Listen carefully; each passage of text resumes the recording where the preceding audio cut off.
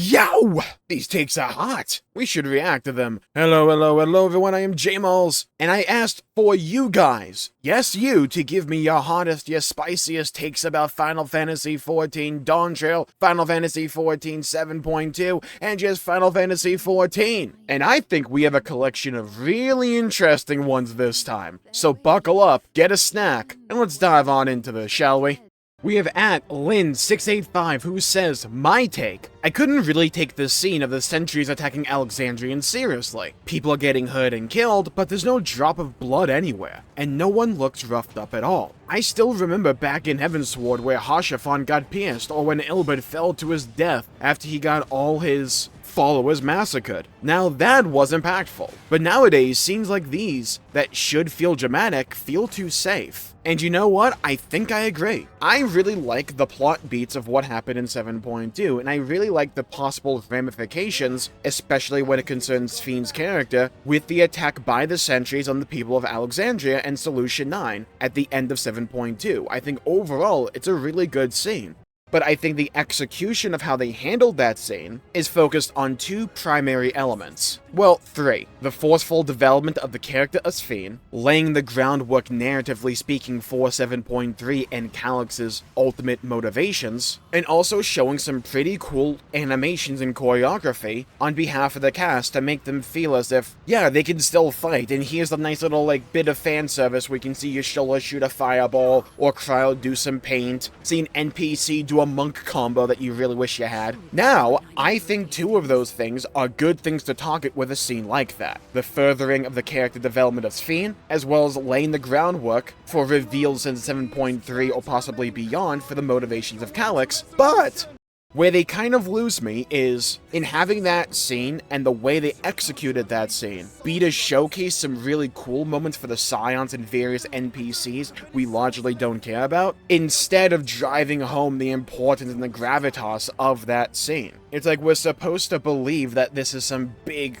terrible moment, and the most of what we saw is a couple of bushes burning. We saw one car flipped over, and I want to say two NPCs that actually die. Now granted, I quite like the animation work and the voice acting that went on for certain characters that happened in that scene, particularly the ones with Cryo there. But overall, I don't think this scene landed in terms of trying to display and translate the horror of what is supposed to be going on, because its priorities are just a little bit out of focus. I don't think Final Fantasy XIV needs to, nor has it ever been Doom in terms of we need blood gallons spilling everywhere, right? But having some blood, especially when characters are supposedly dying, or you can have blood on the streets of Solution 9 and all that, that would drive home the impact of what they're trying to convey, and by not doing so, it does come off not just safe, but clean. And I think it undercuts a lot of what they're trying to instill with that scene. When Hashafon got pierced, right? Dude got hole punched. Having the blood come out of that dude's mouth was a good way to just showcase, yeah, this is serious. This dude is severely hurt. He's probably not making it out of here. And yeah, he has a giant hole in his chest, but the blood just showcases, dang, this is serious. Because inherently seeing blood in something evokes a very visceral response in the players. I think the scene with Ilbert back in the Heavensward patches is one of the best scenes in the entire game, and it's built upon the idea of atmosphere. The song, the lighting, the dialogue, the VO, everything about that scene is used to showcase Ilbert's desperation in that singular moment, and the horror that one man's aspirations and desperations can achieve. I think the scene in 7.2 would hit a lot harder for a lot more people if they didn't try to make it let's showcase the Scions doing cool stuff, or various people of Solution 9 doing cool stuff, and instead you just showcase the horror, instead of two NPCs that kind of bit the dust. There's layers to this, you know? Next up, we have at GlitchyPoo, great name, who says, hot take, everyone is grossly overestimating what the 8.0 job changes are going to be. There's no way they have the throughput to rework every job in the game like it's Legion and WoW. At best, I'm expecting something like half the jobs to get some sort of proc, and the 110 abilities are going to be a choice between two abilities using the new but actually old PvP role actions UI. To some degree, I agree. I don't think the 8.0 changes will be as seismic as some people are hoping that they are, However, I'm also of the opinion that, while I'm not the biggest fan of overall job design, I don't think they're like completely far gone to where everything needs to get a rework.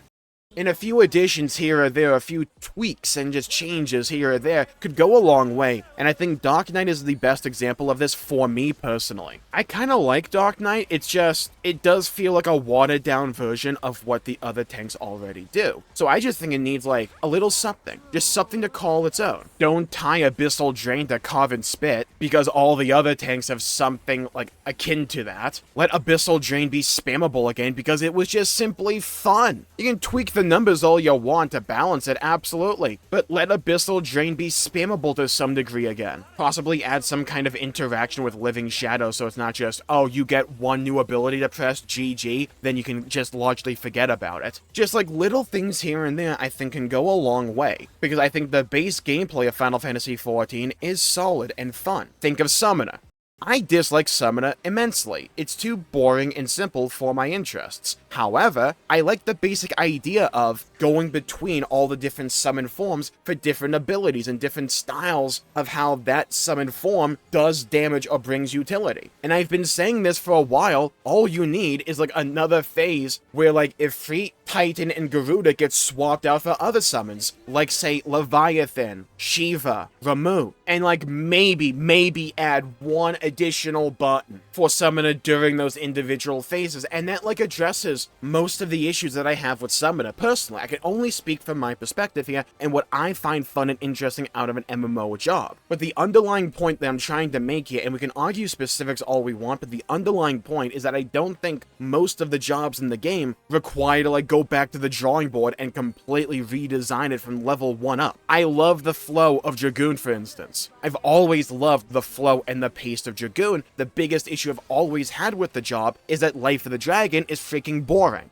because all you essentially get are a couple new abilities to press, but the rest of your rotation just feels the freaking same. It just needs a little spice, it just needs something a little bit more interesting, in terms of mechanical variety than just say, in my opinion, this does more damage, or now you're allowed to do more damage. Cool. But personally speaking, I am looking for my buttons to change. If I'm entering a big burst window, I want to feel mechanically when I'm hitting my buttons as if I'm stronger or faster, or slower, depending on how you want to execute on it. Speaking of, let's move on to @YallPhilip2617, who says, hot take, syncing abilities for dungeons and trials is cringe. Makes lower level dungeons really unfun and boring, especially since roulettes is so important to the game. It's the #1 thing that makes me hate doing dailies. A lot of jobs are balanced around max level, and a lot of the jobs become really unfun the lower they get synced. Sync my stats, fine. Make me do 2 damage per attack, fine. Just let me have my abilities, because let's be honest for a second, you're not gonna wipe in any dungeon below level 90. Alright, first of all, you have a lot of faith in random people.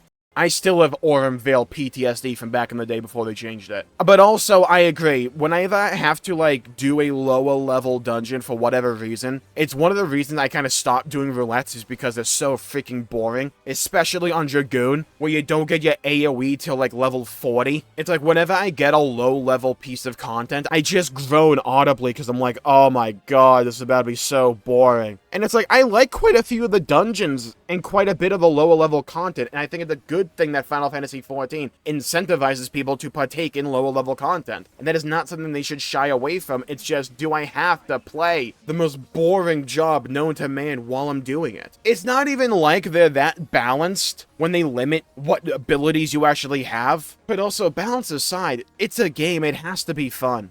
It's something I absolutely agree they need to change. And I don't think just reshuffling the abilities you get while you're leveling up necessarily does the trick. Like, that can go a long way and that can help, absolutely. But I don't think that remedies the inherent issues with level syncing. And that is, you just become less fun to play, which is not really a feeling you ever want in a game. However, speaking of dungeons, we have Benoit Rousseau 4137 who says, hot take, they should pull the plug on variant dungeons and make more non non-MSQ dungeons every patch with the resources instead. I'd rather have more variety in Expert Roulette than a single solo dungeon I will do once for the mount and never come back to. In addition, non-MSQ dungeons do not have constraints related to duty support, so boss encounters can be more dynamic there. It's an interesting suggestion, and I do think dungeons need to be overhauled or changed systematically in Final Fantasy XIV.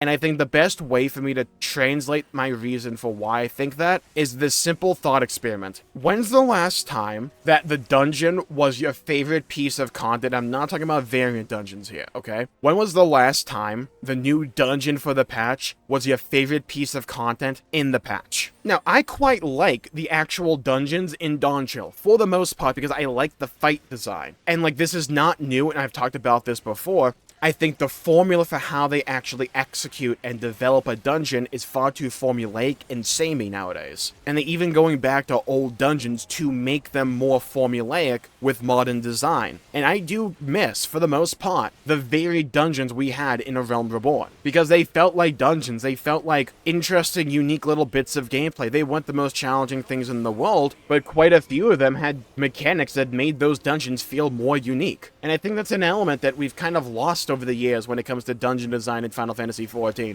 I think the fight design is there, it's just the actual environmental design, in terms of the way I'm interfacing with this dungeon, leaves a lot to be desired. The visuals can be incredible, the fight design can be incredible, but the actual flow of the dungeon just feels so samey that I'll do it once and just lose all interest in it for the most part. It's like Everkeep with 7.2 was rather cool, because I'm an FF9 fan, and I think it looks beautiful, but it's an on-rails experience like all the other dungeons. And if the excuse for doing this is that since you tied into the main story and it's required for the main story, it's best for them to make it more formulaic so that the vast majority of people can get through it, I understand that logic to some degree. I would then advocate, okay, let's not make dungeons always mandatory when they don't need to be. And I would rather interesting and fun dungeons be side content, if that means you can be more creative and expressive in the actual mechanics of a dungeon by doing so. That's my personal preference, at least.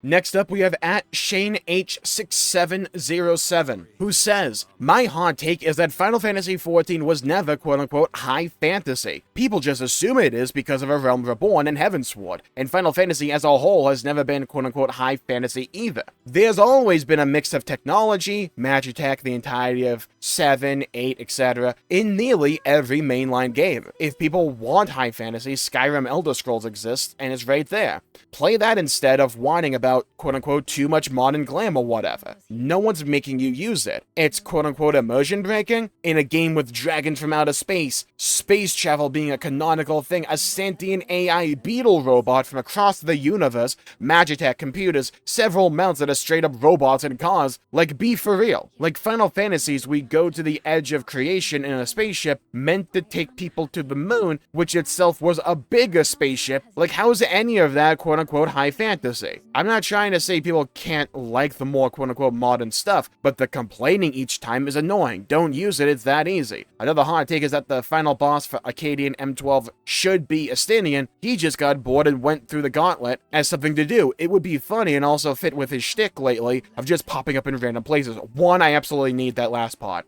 I never even clocked the idea that Estinian could be a boss in the Arcadian. I'm right there with you. Should be. That would just be too good. The reveal would be incredible. But to the previous point, I think quite a few people would also point to the stuff from like Endwalker that is listed in this hot take as examples of them moving away from high fantasy as well. However, while I would personally like to see a return to the aesthetics of like, say, Ishgard or something, and Heavensward particularly, I would like that. I don't mind the sci-fi stuff. It's just, I wish they would utilize glamour more to give us more sci-fi glamour that fits the current aesthetic.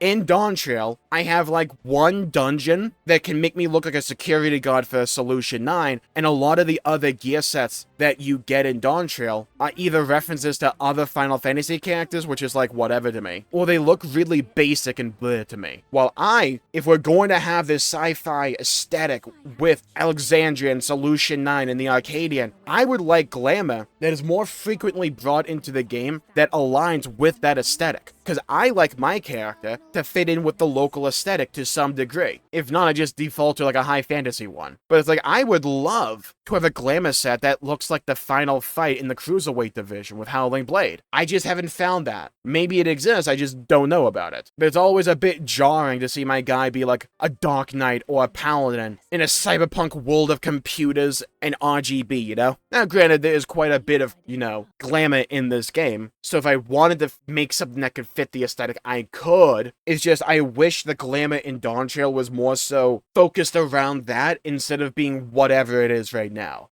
I actually haven't liked the aesthetics of the non-sci-fi stuff in Final Fantasy XIV for a little while now. Like, I think since Shadowbringers. But I loved the aesthetics in Shadowbringers. I think it's a natural consequence of a game like Final Fantasy XIV having so many different aesthetics in it. And it's just that some people will naturally gravitate to one of those aesthetics than the other ones. And if the game leans into those other ones that they don't personally like, then the game no longer has the vibe, or is just like not hitting their personal aesthetic preferences when it may have done so in the past.